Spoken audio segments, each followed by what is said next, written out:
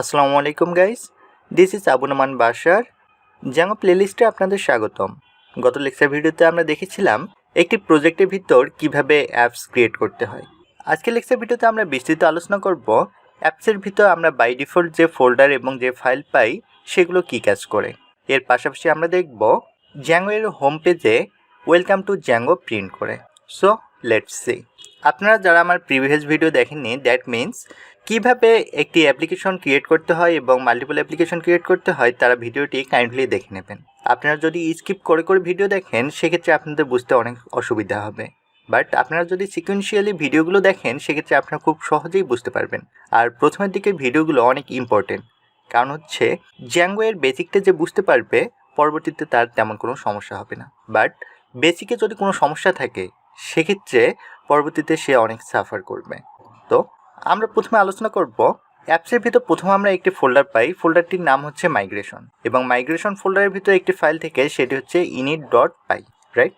এখন মাইগ্রেশন এবং মাইগ্রেশনের ভিতরে init.py মানে কি বোঝাচ্ছে? আমরা জানি কোনো ফোল্ডারের ভিতরে init.py থাকা মানে বোঝায় সে ফোল্ডারটি একটি Python package. That means migration ফোল্ডারের ভিতর init.py নামে একটি ফাইল আছে। দ্যাট মিন্স মাইগ্রেশন ফোল্ডারটি হচ্ছে একটি পাইথন প্যাকেজ। এখন আমরা init.py কে ওপেন করে দেখছি, init.py এর ভিতর কোনো কোড থাকে না, এটি একটি ব্ল্যাঙ্ক ফাইল। সো আশা করি আপনারা বুঝতে পেরেছেন মাইগ্রেশন ফোল্ডারটি কী জন্য ব্যবহার করা হয় এবং মাইগ্রেশন ফোল্ডারের ভিতরে init.py কী। এবার আমরা দেখব আমাদের main apps, that means payment অ্যাপসের ভিতরে init.py কী কাজ করে। এখানে হচ্ছে init.py একটি ফাঁকা ফাইল এবং init.py একটি ফোল্ডারকে পাইথন প্যাকেজ বানানোর জন্য ব্যবহার করা হয়। দ্যাট মিন্স init.py দ্বারা বোঝানো হচ্ছে আমাদের পেমেন্ট নামে অ্যাপসটি হচ্ছে একটি পাইথন প্যাকেজ। তো আশা করি আপনারা বুঝতে পেরেছেন init.py কী কাজ করে। এবার আমরা আলোচনা করব নেক্সট ফাইল নিয়ে। আমাদের নেক্সট ফাইল হচ্ছে admin.py।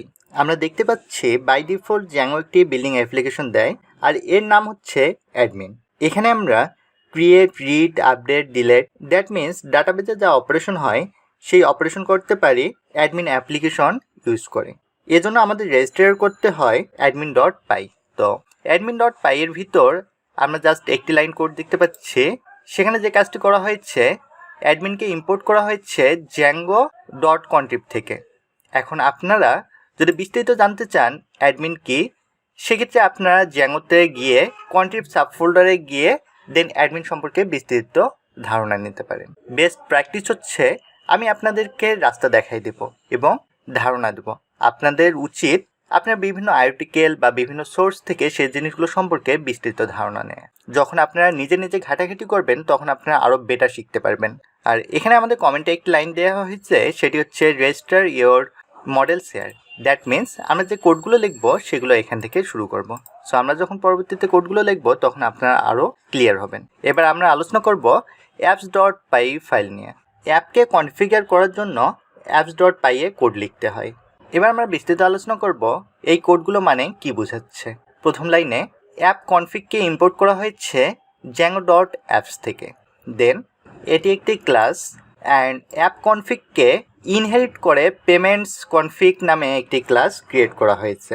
অ্যান্ড ফাইনাল যে কাজটি করা হচ্ছে, আমরা যে অ্যাপ নেম আছে, দ্যাট মিন্স আমরা পেমেন্টস নামে একটি অ্যাপ ক্রিয়েট করেছি। এই পেমেন্টস নামে অ্যাপকে নেম নামে ভেরিয়েবলের ভিতর স্টোর করা হয়েছে। হয়তোবা কিছু কিছু জিনিস আপনাদের মাথার উপর দিয়ে যাচ্ছে বা বুঝতে অনেক কষ্ট হচ্ছে, বাট আমরা যখন প্র্যাকটিক্যালি দেখব তখন আপনারা এই জিনিসগুলো আরও বেশি ক্লিয়ার হবেন। পরবর্তী লেকচারে এগুলো নিয়ে আমাদের বিস্তারিত আলোচনা আছে এবং প্র্যাকটিক্যালি অনেক কোড দেখতে পারবো আমরা। এবার আমরা আলোচনা করব models.py নিয়ে। প্রয়োজনীয় সকল ডাটা মডেল এখানে তৈরি করা হয়। এখানে যে কাজটি করা হয়েছে, প্রথমে মডেলকে ইম্পোর্ট করে নেওয়া হয়েছে django.db থেকে অ্যান্ড মডেল তৈরি করা সকল কোড আমাদেরকে এখানে লিখতে হবে। এবার আমরা দেখব test.py কী কাজ করে। প্রাথমিকভাবে জ্যাঙ্গোকে যত কঠিন বা গোজামিল টাইপের মনে করা হোক না কেন, জ্যাঙ্গো আসলে খুবই অর্গানাইজড এবং বেস্ট প্র্যাকটিস ফলো করে তৈরি একটা ফ্রেমওয়ার্ক। তাই জ্যাঙ্গো সবসময় চায় যে তার ডেভেলপারগণ সবসময় বেস্ট প্র্যাকটিস ফলো করবে। আর কোড টেস্টিং বা ইউনিট টেস্টিং হলো বেস্ট প্র্যাকটিসের অন্যতম একটি অংশ। ইউনিট টেস্ট বা টেস্টিং কোডগুলো লেখার জন্য জ্যাঙ্গো অটোমেটিক আপনাদের জন্য এই ফাইলটি তৈরি করে দেয়। সো আশা করি আপনারা বুঝতে পেরেছেন test.py কেন আমরা বিল্ডিং একটি ফাইল পাই। এখানে যে কাজটি করা হচ্ছে, টেস্ট কেসকে ইম্পোর্ট করা হয়েছে Django.test থেকে, আর আমাদের সকল কোড এখানে লিখতে হবে। অ্যান্ড আমাদের আরেকটি জিনিস বাকি থাকছে, সেটি হচ্ছে views.py। এবার আমরা দেখব views.py এই ফাইলটি কীভাবে কাজ করে। ওয়েবসাইটের কেন্দ্রবিন্দু হচ্ছে views.py। এই ফাইলেই সকল ভিউ তৈরি করা হয়। সো আশা করি আপনারা বুঝতে পেরেছেন, আমরা যখন কোনো অ্যাপস ক্রিয়েট করি তার ভিতরে যে বিল্ডিং ফাইলগুলো পাই বা যে ফোল্ডারটি পাই সেগুলো কি মিনিং ক্যারি করে। এবার আমরা দেখব Django এর হোম পেজে ওয়েলকাম টু Django প্রিন্ট করে। So let's see. এর জন্য আমাদেরকে যে কাজটি করতে হবে সেটি হচ্ছে প্রথমে অ্যাপসের view.py ফোল্ডারের ভিতর প্রবেশ করতে হবে। সে মোতাবেক আমরা প্রবেশ করেছি, আমাদের অ্যাপস হচ্ছে পেমেন্টস এবং সে অ্যাপসের ভিতরে views.py ফোল্ডারের ভিতরে। সো এখানে আমাদেরকে যে কোডটি লিখতে হবে div request। এখন আমি বুঝাই দিচ্ছি এটি মানে কি বোঝাচ্ছে। div হচ্ছে আমাদের একটি কিওয়ার্ড, দেন Django হচ্ছে আমাদের একটি ফাংশন নেম। আমরা ফাংশন নেম ইচ্ছামতো দিতে পারি, আমরা ফাংশন নেম দিলাম Django। দেন রিকোয়েস্ট হলো, দেন আমাদের এই প্যারামিটার রিকোয়েস্ট হলো http রিকোয়েস্ট অবজেক্ট। আমরা এখানে ইচ্ছামতো নাম দিতে পারি, আমাদেরকে রিকোয়েস্টেই দিতে হবে এমন না, আমরা ইচ্ছামতো দিতে পারি, বাট বেস্ট প্র্যাকটিস হচ্ছে রিকোয়েস্ট রাখা। এরপর আমরা লিখব রিটার্ন http রেসপন্স অ্যান্ড আমরা লিখব কি প্রিন্ট করতে যাচ্ছি, ওয়েলকাম টু Django। এখন আমি বুঝিয়ে দিচ্ছি এই লাইন মানে কি বোঝাচ্ছে। রিটার্ন হচ্ছে একটি কিওয়ার্ড, দেন http রেসপন্স হচ্ছে একটি ক্লাস, অ্যান্ড এখানে আমরা যা লিখব তা আমাদের Django হোম পেজে শো করবে। সো আমরা Django হোম পেজে দেখতে যাচ্ছি ওয়েলকাম টু Django। এখন অনেকের এখানে ইরর আসতে পারে, ইরর আসবে এই কারণে অনেকের এখানে ইম্পোর্ট করা থাকবে না। এটি যদি ইম্পোর্ট করা না থাকে সেক্ষেত্রে আমাদেরকে ইম্পোর্ট করে নিতে হবে। এটি ইম্পোর্ট করতে হবে এই কারণেই Django.http.response এর ভিতরে http রেসপন্স ক্লাসটি বিল্ডিং অবস্থায় আছে। সো আমরা যেহেতু বিল্ডিং কোনো ক্লাস ইউজ করছি সে কারণে আমাকে সেই মডিউল থেকে সেই ক্লাসটি ইম্পোর্ট করে নিতে হবে। তাই আমাদেরকে Django.http.response এই মডিউল থেকে http রেসপন্স ইম্পোর্ট করতে হয়। আর আমরা যদি এটি ইম্পোর্ট না করি সেক্ষেত্রে আমাদেরকে এরর খেতে হবে। সো আমরা এটি কমেন্টে আটকে দিয়ে আমরা প্র্যাকটিক্যালি দেখি। দেখুন, আমি যখন http রেসপন্সকে ইম্পোর্ট করিনি তখন আমার রিটার্নে http রেসপন্সে এরর দেখাচ্ছে, তার মানে আমার http রেসপন্স ইম্পোর্ট করা নেই। বাট যখন আমি এখানে কমেন্ট তুলে দিচ্ছি দ্যাট মিন্স আমি http রেসপন্সকে ইম্পোর্ট করলাম Django.http.response থেকে, তখন আমার এরর চলে গেছে। আপনারা মনোযোগ সহকারে বোঝার চেষ্টা করুন। আমরা অ্যাপসের ভিতরে view.py ফোল্ডারের ভিতরে আমরা একটি ফাংশন ক্রিয়েট করেছি এবং সেই ফাংশনের ভিতরে আমরা বলে দিয়েছি Django হোম পেজে আমরা কি দেখতে চাচ্ছি, বাট আমরা আমাদের মেইন প্রজেক্টের ইউআরএলে বলে দেইনি যে আমরা কি দেখতে চাচ্ছি বা কোন ইউআরএলে কি শো করবে। সো আমাদের নেক্সট স্টেপ হচ্ছে এই ফাংশনের জন্য আমাদেরকে একটি ইউআরএল নেম লিখতে হবে। আমাদেরকে ইউআরএল নেম লেখার জন্য ইনার প্রজেক্টের ভিতরে url.py ফোল্ডারের ভিতরে যেতে হবে এবং সেখানে ইউআরএল নেম লিখতে হবে। সো এটি হচ্ছে আমাদের মেইন প্রজেক্টের ইনার প্রজেক্ট। সো ইনার প্রজেক্টের আমরা url.py এই ফাইলের ভিতরে আসব। সো আমাদের বিল্ডিং অবস্থায় থাকে url প্যাটার্নস এবং এর ভিতরে থাকে একটি পাথ admin.site.urls। এখন এই পাথের নিচে আমাদেরকে পাথ ডিফাইন করে দিতে হবে।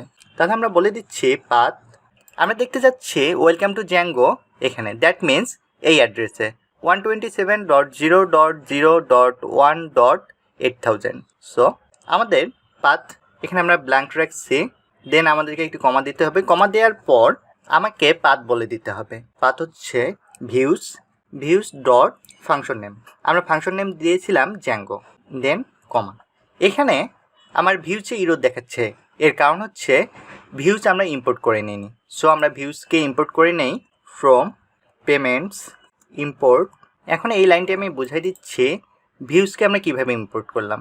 আমাদের অ্যাপস নেম হচ্ছে পেমেন্টস, আমরা এই পেমেন্টসের ভিতরের এই ভিউকে ইম্পোর্ট করব, রাইট? সো আমরা বলে দিলাম ফ্রম পেমেন্টস, দ্যাট মিন্স এই অ্যাপসের ভিতরের ভিউ, আমরা এই ভিউকে ইম্পোর্ট করলাম। দেন আমরা পাথ বলে দিলাম views.django, তার মানে আমার যখন অ্যাড্রেসে হিট করবে তখন ভিউস মানে যাচ্ছে আমার পেমেন্ট অ্যাপসের ভিতর প্রবেশ করবে, পেমেন্টস অ্যাপসের ভিতর গিয়ে views.py এর ভিতরে যাবে।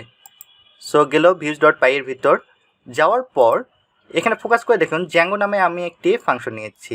এই ফাংশনটি হচ্ছে এখানে যে আমি ডিফাইন করেছিলাম ফাংশন নেম, সেই ফাংশন নেমটি। তাহলে আমার অ্যাড্রেস হয়ে গেল views.django। এখানে যখন হিট করবে তখন আমার যাবে এই ভিউজ ডট পাই এখানে, এসে আমার রিটার্ন করবে এই লাইনটি, ওয়েলকাম টু জ্যাঙ্গো। সো আমি যা বললাম তা সঠিকভাবে কাজ করছে কি না সেটি আমরা প্র্যাকটিক্যালি দেখি। সো আমরা এটি সেভ করে নেই। আগে সেভ করার পর আমরা আমাদের প্রজেক্টকে রান করব। রান করার জন্য আমাদেরকে লিখতে হবে Python manage.py run server. Already আমরা আমাদের কাঙ্ক্ষিত লিঙ্ক পেয়ে গেছি। এখানে আমরা 18টা ইরোর দেখতে পাচ্ছি। এই ইরোরগুলো নিয়ে পরবর্তীতে আমরা আলোচনা করব। এটি জাস্ট মাইগ্রেট করলেই ইরোরগুলো চলে যাবে, এটি নিয়ে আপনাদের এখন মাথা ঘামানোর কোনো প্রয়োজন নেই। সো আমরা এখন আমাদের ওয়েবসাইটটিকে আমাদের পছন্দ মতো যে কোনো একটি ব্রাউজারে রান করব। ফাইনালি লক্ষ্য করে দেখুন আমরা আমাদের জ্যাঙ্গো হোম পেজে দেখতে পাচ্ছি ওয়েলকাম টু জ্যাঙ্গো, রাইট? আমরা চাইলে এখানে HTML ট্যাগ ইউজ করতে পারি, H1। এখানে জাস্ট আমরা ব্রাউজার রিফ্রেশ করবো, আপনারা পরিবর্তন লক্ষ্য করবেন। এই দেখুন ওয়েলকাম টু জ্যাঙ্গো।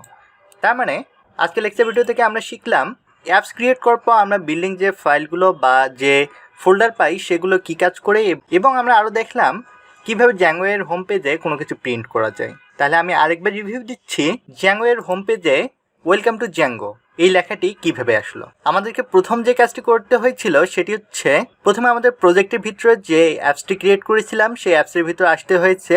এসে ভিউজ ডট পাই এর ভিতরে আমাকে একটি কোড লিখতে হয়েছে। ডিএফ নামে একটি কিওয়ার্ড নিতে হয়েছিল। আমরা একটি ফাংশন নেম দিয়েছিলাম জ্যাঙ্গো নামে। দেন রিকোয়েস্ট হচ্ছে HTTP রিকোয়েস্ট অবজেক্ট। আমরা রিকোয়েস্টের জায়গায় যে কোনো নাম দিতে পারি। দেন আমরা রিটার্ন করতে চাচ্ছি ওয়েলকাম টু জ্যাঙ্গো। এখানে আমরা একটি ইরোর দেখতে পাবো যদি আমরা HTTP রেসপন্সকে ইম্পোর্ট করে না নিই। HTTP রেসপন্সকে ইম্পোর্ট করার নিয়ম হচ্ছে জ্যাঙ্গো ডট HTTP থেকে আমরা ইম্পোর্ট করব HTTP রেসপন্স। আমার অ্যাপসের ভিউকে আমার মেইন প্রজেক্টের URL এর সঙ্গে কানেক্ট করতে হবে। তাহলে আমরা আসলাম আমাদের মেইন প্রজেক্টের URL এ এসে আমরা আমাদের পাথ বলে দেব যে কোন পাথের কোন জিনিসটি আমি জ্যাঙ্গো এর হোম পেজে দেখতে চাচ্ছি। আমি পাথ বলে দিলাম। এখানে ব্ল্যাঙ্ক মানে বোঝাচ্ছে জ্যাঙ্গো এর home page. Then views dot Django, that means যখন এই লিঙ্কে হিট করবে, দ্যাট মিন্স 127.0.0.1.8000। এখানে আমরা ইন্টার ক্লিক করব, আমার যাবে ভিউজ ডট জ্যাঙ্গো, এই অ্যাড্রেসে যাবে। ভিউজ ডট জ্যাঙ্গো কোথায় আসছে? আমার অ্যাপ্লিকেশনের। তাহলে প্রথমে যাবে ভিউসে, অ্যাপ্লিকেশনের ভিউসে আসলো। আসার পর জ্যাঙ্গো নামের যে ফাংশনটি আছে সে ফাংশনের ভিতর যাবে। তাহলে জ্যাঙ্গো নামে এই যে আমার একটি ফাংশন আছে, এই ফাংশনে আমি রিটার্ন করতে যাচ্ছি ওয়েলকাম টু জ্যাঙ্গো। তখনই এই ওয়েলকাম টু জ্যাঙ্গো আমার ওয়েব পেজে ভিউ হবে। সো আশা করি আপনারা বুঝতে পেরেছেন কিভাবে কোনো কিছু জ্যাঙ্গোর হোম পেজে শো করতে হয়। নেক্সট ভিডিওতে আমরা বিস্তৃত আলোচনা করব ভিউ নিয়ে। দ্যাট মিন্স আমরা প্রথমের দিকে শিখেছিলাম জ্যাঙ্গো MVT প্যাটার্ন ফলো করে কাজ করে, that means model view template. Next ভিডিওতে আমরা বিস্তৃত আলোচনা করব কতভাবে ভিউ লেখা যায় এবং ভিউ কিভাবে কাজ করে। সো সে পর্যন্ত ভালো থাকবেন। আর এরপরেও আপনাদের যদি কোনো বুঝতে সমস্যা হয় সেক্ষেত্রে কমেন্ট সেকশনে জানাতে ভুলবেন না। আসসালামু আলাইকুম।